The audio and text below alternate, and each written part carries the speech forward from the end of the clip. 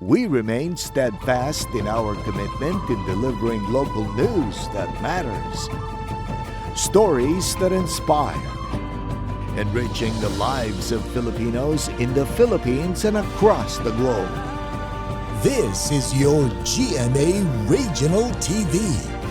Buong puso para sa Pilipino.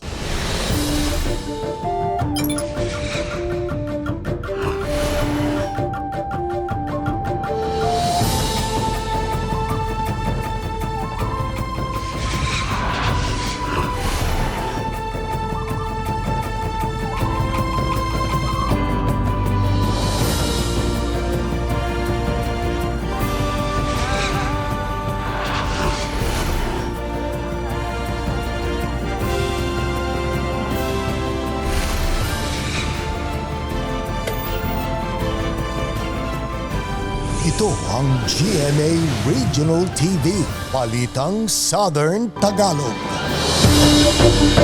Magandang hapon mga kapuso. Narito na ang Balitang Southern Tagalog. Hatid namin ang mga pinakamalaki at pinakahuling balita sa Timog Katagalugan. Live mula rito sa GMA Batangas Station, ako po si Ace Medrano. Ako naman po si Ivy Saunar Gasang. Ilang aksidenteng naitala sa gilid ng kalsada sa boundary ng Batangas City at Lobo, Batangas, ikinababahala ng mga residente. Para sa detalye, makakasama natin live si Denise Abante. Denise?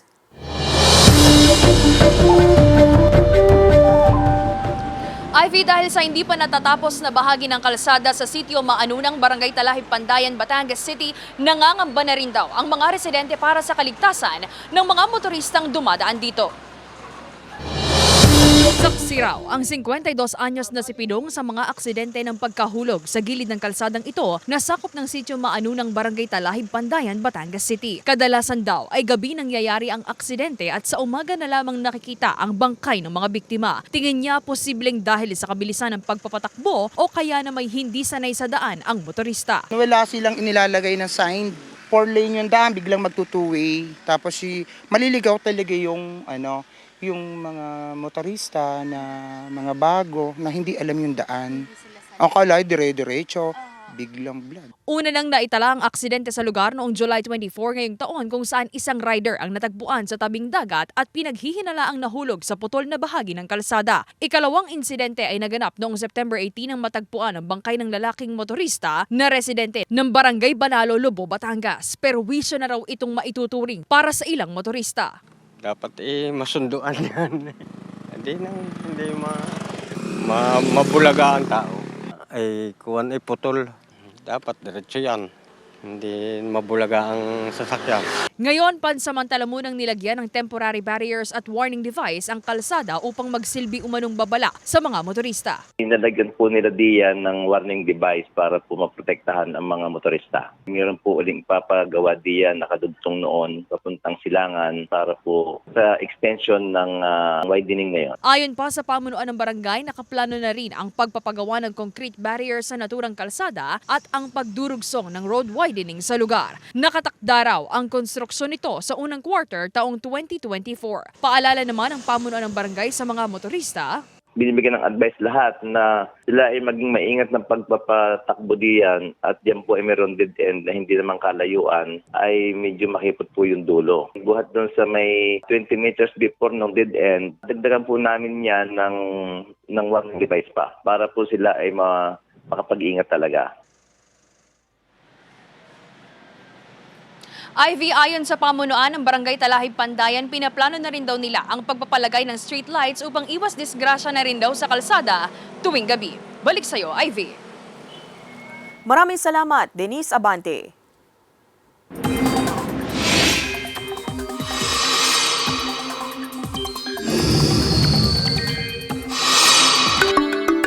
Mga kapuso, naging bagyo na ang low pressure area na minomonitor ng Pag-asa at nasa loob na rin niya ng Philippine Area of Responsibility. Tinatawag na ito ngayon na Bagyong Jenny, na huling namataan ng Pag-asa sa silangan ng Central Luzon. Sa ngayon, mababa pa ang tsansa nitong maglandfall o tumama sa lupa, pero palalakasin nito ang habagat. Apektado pa rin ng trough o extension nito ang ilang bahagi ng Visayas, habang magpapaulan din ng habagat at localized thunderstorms sa iba pang bahagi ng bansa. Base sa datos ng Metro Weather, may malalakas na ulan sa Batangas, Laguna at Mindoro provinces. Kaya maging handa sa banta ng baha o pagguho ng lupa. Posible ring ulanin ang iba pang bahagi ng Calabarzon at Mimaropa. Maaari ding ulanin ang ilang bahagi ng Visayas at Mindanao. Halos 21,000 kilos ng tilapia sa lawa ng Taal sa Agoncillo, Batangas nangamatay. Pagbabago sa temperatura, tinitingnang sanhi ng fish kill ayon sa BFAR Calabarzon. Para sa detalye, makakasama natin live si Paul Hernandez. Paul?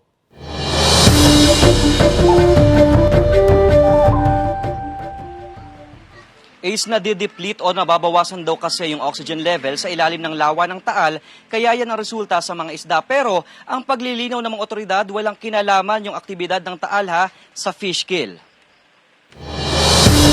Sa pool ng fish kill ang libo-libong kilo ng isda sa Agoncillo, Batangas. Hindi na mapakikinabangan ng halos 21,000 kilo ng isdang tilapia ng mga matay dahil umano sa dissolved oxygen sa lawa ng Taal. Prior to that, mainit yung panahon tapos pagkahapon po or gabi ay biglang buhos ng ulan. So, nagkakaroon din ng pagbabago dun sa dynamic. Ayon sa Agoncillo LGU, apektado niya ng mga barangay ng Bilibinwang at Banyaga na may mahigit sa 50 fish cage operator. Ang mga namatay na isda agad dinala sa nakalaang mortality pit. Sinisiguro raw nilang hindi na ito makakarating pa sa palengke para maibenta. Automatic kasi na minomonitor ng aming tanggapan ng aming agriculture office at the same time ng aming environment office na masigurado na sila ay may isisako na at mailagay na sa aming mortality pit. Paglilinaw ng mga otoridad, walang kinalaman sa aktibidad ng Taal ang fish kill. Inaalam pa ang kabuuang halaga ng danyo sa fish kill. Okay, Ace, ang sabi sa atin ng BFAR Calabarzon, may aktibidad man daw ang bulkang Taal o wala, ay sadyang nangyayari yung natural occurrence sa mga isda. At yan muna ang latest mula rito sa Agoncillo, Batangas. Ace. Maraming salamat, Paul Hernandez. Ikalawang onshore retail dollar bond issuance isinagawa sa Batangas City. RDB makatutulong daw para mapalago ng mga OFW at investor ang kanilang kita sa tulong ng investment sa gobyerno. Alamin yan sa report ni Denise Abante. Higit 20 taong naging overseas Filipino worker ang 73 anyos na si Lourdes sa Doha, Qatar. Bilang solo parent sa pagtatrabaho abroad niya raw na iraos ang pag-aaral ng kanyang isang anak. Malaking tulong daw para kay Lourdes ang pagkakaroon ng investment lalo na sa katulad niyang OFW. Ang retail dollar bond daw ang isa sa kanyang pinaglagakan ng pera o investment na kalaunay nakatulong sa kanya at sa kanyang anak. Napakalaking tulong siyempre. Mga properties, tapos nakapag mga negosyo. Okay naman. Siyempre naman, para sa ekonomiya, for the future pa rin. Siyempre tumatanda na ako, kailangan din ng Ang dollar at peso bond ay bahagi ng programa ng pamahalaan kung saan maglalagak o magpapahiram ng pera ang mga negosyante o investors sa gobyerno. Mayroon itong 5.75% na interest rate kada taon kung saan sa pamamagitan na raw nito ay nakatitiyak ang mga investors sa seguridad ng perang kanilang ilalagak dito ayon sa Bureau of Treasury. So we're trying to empower the small investors to get to invest in retail dollar bonds, and that we're trying to democratize the government securities, making them affordable and accessible to all retail investors.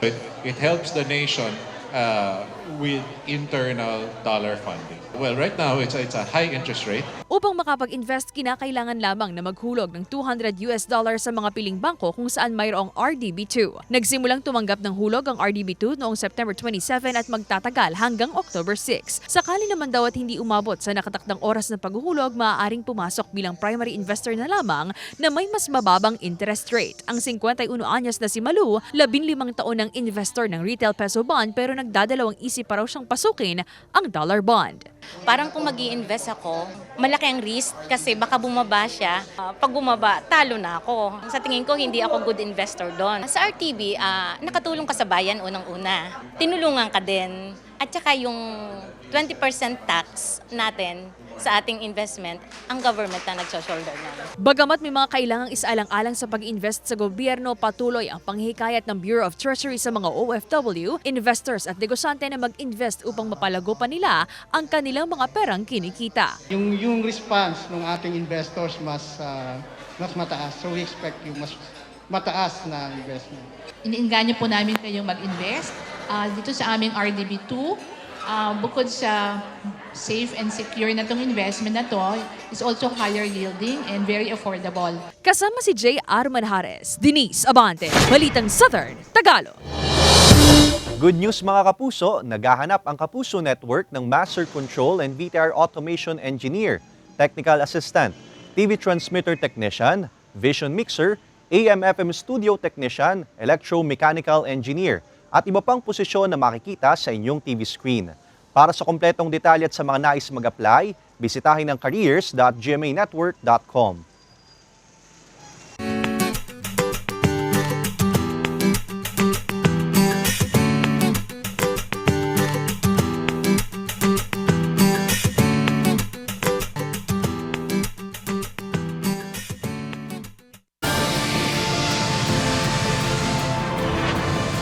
Ito ang GMA Regional TV, Balitang Southern Tagalog.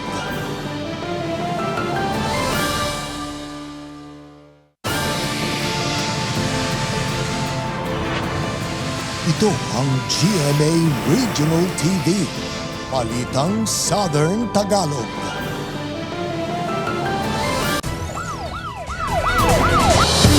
Lalaking naingayan umano sa kapitbahay, arestado matapos magpaputok ng baril sa Batangas City. Tutukan yan sa report ni Denise Abante. Arestado ang 63 anyos na si Medel Santoyo, residente ng Barangay Calicanto, Batangas City matapos siyang ireklamo dahil sa umano'y pagpapaputok nito ng baril sa harap ng kanilang bahay. Sa investigasyon ng pulisya, naingayan umano ang suspect sa mga batang naglalaro sa kalapit bahay kaya siya nagpaputok ng baril. Ayon sa kanya, kaya siya nagawa niya yon dahil nang naiingayan siya sa may mga bata daw na naglalaro doon at may kumaga po ano na siya na yamot siya. Kaya nagpaputok siya para tumigil sila. Kumaga winarningan niya yung mga maingay daw po doon. Kaagad na idinulog ng mga barangay tanod sa pulisya ang insidente at nahuli ang suspect na nagtago pa umano sa bahay ng kanyang kapatid sa Disilang Street, Batangas City. Narecover sa suspect ang kalibre 45 na baril, 2 magazine na naglalaman ng 5 bala at isang itim na belt bag na naglalaman ng 21 bala ng nasabing baril. Napag-alaman din ng pulisya na expired ang lisensya ng baril. Sinisika pa ng GMA Regional TV Balitang Southern Tagalog na makuhanan ng pahayag ang suspect. Paalala naman ng pulisya sa mga residente at gun holders. Sa atin pong mga kababayan na nag-iingat po ng mga baril, lalo't higit po ay yung hindi lisensyado o kaya naman yung expired na lisensya. At lalo't higit dun sa mga kakandidato. Mangyari pong isurrender pansamantala sa amin habang inaayos nila yung mga papeles. Once na may ayos na po yun, is pwede po na kuhanin ulit, ibalik sa kanila. Mas paiigtingin pa daw ng Batangas PNP ang Oplan Katok na naglalayong mapaalalahanan ang mga residente at gun owners na iparenew, iparehistro o isurrender muna ang kanilang mga baril lalo't umiiral ang election gun ban sa bansa. Kasama si J.R. Manjares, Denise Abante, Balitang Southern Tagalog. Mas mababang pagsingaw ng sulfur dioxide na itala ng FIVOC sa Bulkang Taal. Samantala ilang turista mas enjoy sa pamamasyal dahil walang volcanic smog sa lugar. Narito ang report ni Paul Hernandez. Sa tabing lawa ng Taal sa Lipa, Batangas, ang weekend bonding ng pamilya ni Mel mula sa San Jose del Monte, Bulacan. Bigumang makita ang kabuuan ng bulkan, ayos na rin daw dahil maaliwalas na panahon naman ang nararanasan. Okay lang po kasi ang importante sa amin, makita namin yung lawak na yan, tapos kami mag-picture-picture po. Yun. Ini-enjoy po namin ang sarili namin dito. Walang amoy ng asupre sa lugar kaya na-enjoy ang pamamasyal.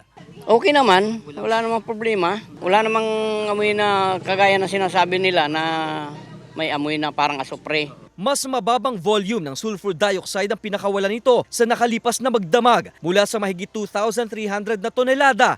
2,088 na lang ito kahapon. Kaninang umaga ayon sa FIVOC, umabot sa 2,000 meters ang taas ng pagsingaw nito. Itinuturing na open vent volcano ang Taal kaya may mga tsansa itong magpakawala ng sulfur dioxide. Ngayon, it's an open vent volcano kasi may sulfur dioxide. As long as papalabas yan ng gas, we call that an open vent volcano. May mga vulkan tayong hindi open like hibok-hibok, yung pinatubo. Masusing monitoring pa rin ang ginagawa ng mga otoridad. Handa rin ang Provincial Disaster Risk Reduction Management Office o PDRRMO Batangas sa anumang pagbabago sa aktibidad ng Taal. Naibaba na rin nila sa mga local DRRMO ang Code Method B na gabay sa pagsasagawa ng disaster response. Nakataas pa rin ang Alert Level 1 status sa Bulkang Taal. Kasama si Buhay Adante Jr., Paul Hernandez, Balitang Southern Tagalog. Para sa pinakahuling update kaugnay sa aktibidad ng Bulkang Taal, nakatutok doon live si Paul Hernandez. Paul, kumusta ang sitwasyon dyan?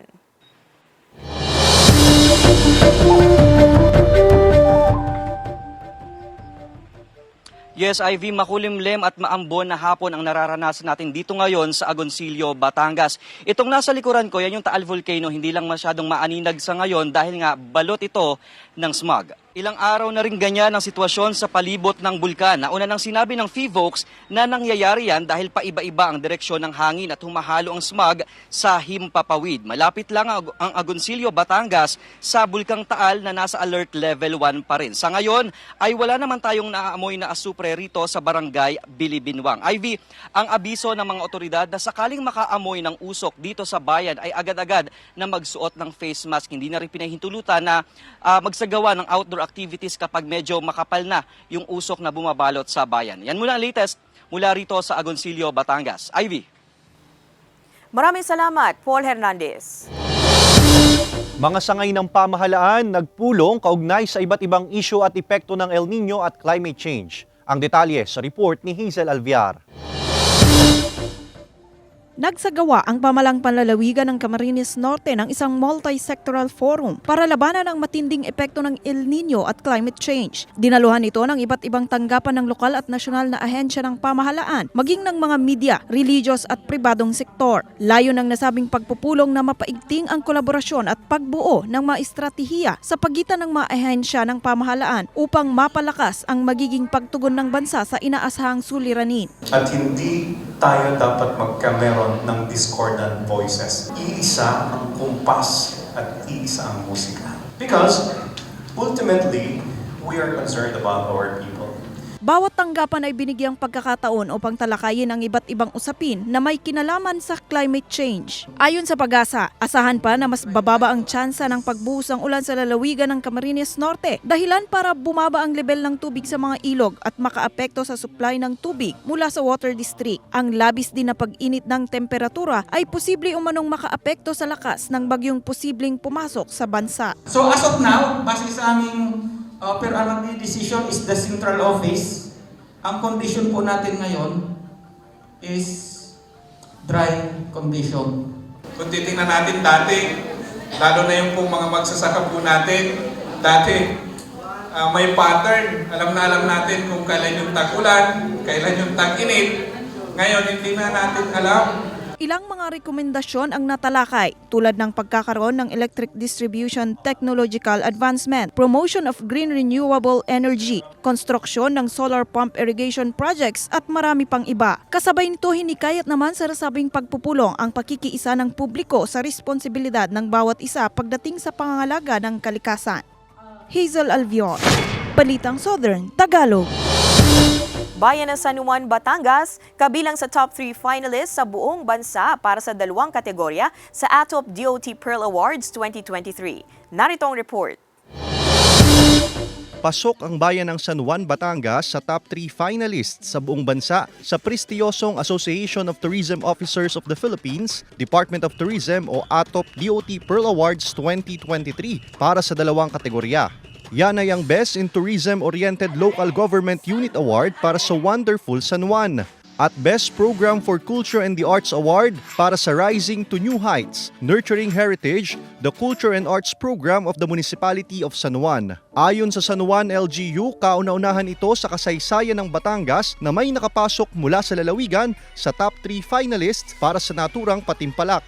Finalist din sa municipal level ang Lambayok Festival 2022 ng Bayan para sa Best Cultural Festival Award. Umabot sa mahigit 300 ang entries ngayong taon sa ATOP Pearl Awards. Sa isang social media post, nagpasalamat ang San Juan Municipal Tourism Office sa suporta ng lokal na pamahalaan at sa mga naging instrumento para makamit ang naturang pagkilala. Bunga raw ito ng pagtutulungan ng bawat mamamayan ng bayan. Samantala, isasagawa ang awarding ceremony sa October 5 sa Boracay. Layunin ng Pearl Awards na kilalanin ang best practices sa programang panturismo sa buong bansa, partikular ang mga LGU na nagtataguyod ng industriyang ito.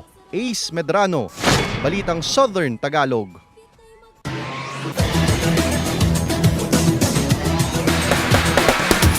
Uwagi ang Binil Blazers kontra JRU Heavy Bombers sa naging mainit nilang overtime game kanina na nagtapos sa score na 93-85.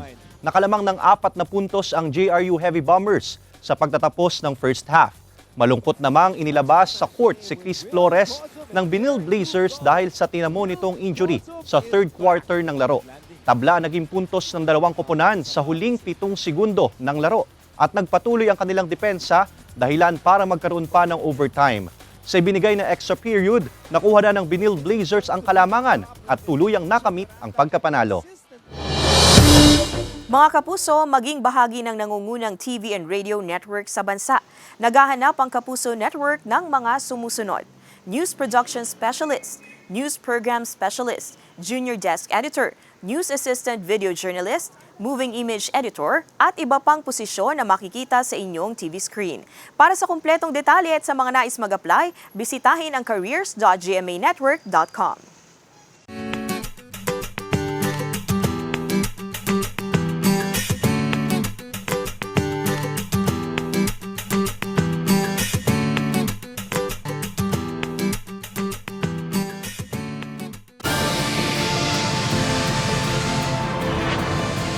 Ito ang GMA Regional TV, Balitang Southern Tagalog.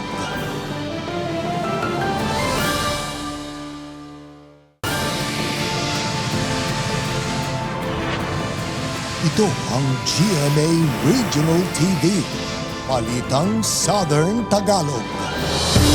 Sugatan ng driver ng isang puting SUV at kasintahan nito matapos makabanggaan ng isang truck sa bahagi ng Maharlika Highway sa barangay Masalong, Labo, Camarines Norte.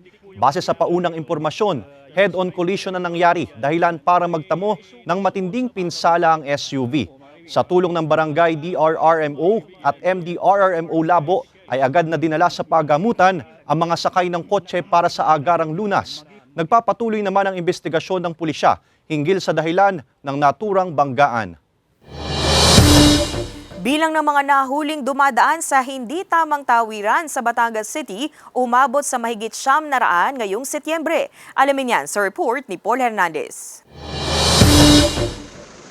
Hintay lang ng tamang tiyempo at kung wala rin naman bantay na otoridad o hindi nakatingin ang traffic enforcer, tawid lang ng tawid ang ilan kahit pa wala sa pedestrian lane. Tingin sa kanan, tingin sa kaliwa. Ganyan ang eksena sa bahaging yan sa Batangas City, sa kabila yan ng mahigpit na ordinansa sa lungsod tungkol sa anti-jaywalking. Sa hulingang tala ng Task Force Disiplina at ng Transportation Development Regulation Office o TDRO, 992 ang nasita nila kontra jaywalking sa lungsod ngayong Setyembre. Mas mababa raw kumpara nitong mga nagdaang buwan.